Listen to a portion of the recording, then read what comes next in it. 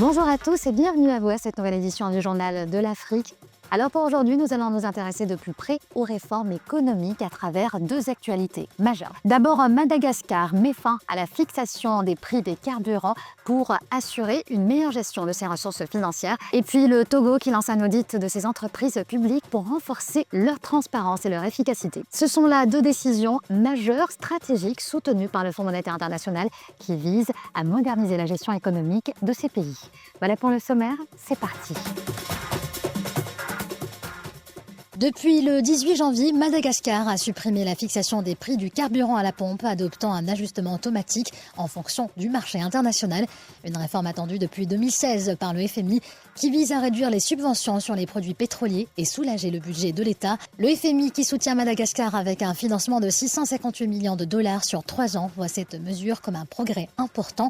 Désormais, les prix seront réévalués chaque mois, favorisant une meilleure gestion budgétaire et plus de transparence économique. Au Togo, pourquoi renforcer la gouvernance des entreprises publiques? Le gouvernement togolais a décidé d'auditer 6 entreprises publiques pour améliorer leur gestion et optimiser leurs performances. Ce projet, réalisé en partenariat avec le Fonds monétaire international, s'inscrit dans une dynamique de modernisation du secteur public d'ici 2026.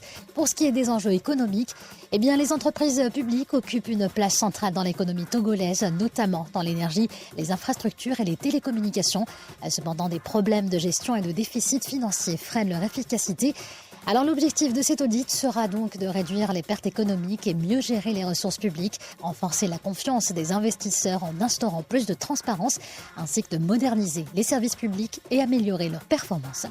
Et puis à long terme, cette initiative devrait favoriser la croissance économique et garantir un secteur public plus efficace. Les décisions prises par Madagascar et le Togo illustrent la volonté croissante des gouvernements africains d'asseoir leurs finances publiques et de répondre aux exigences des institutions internationales.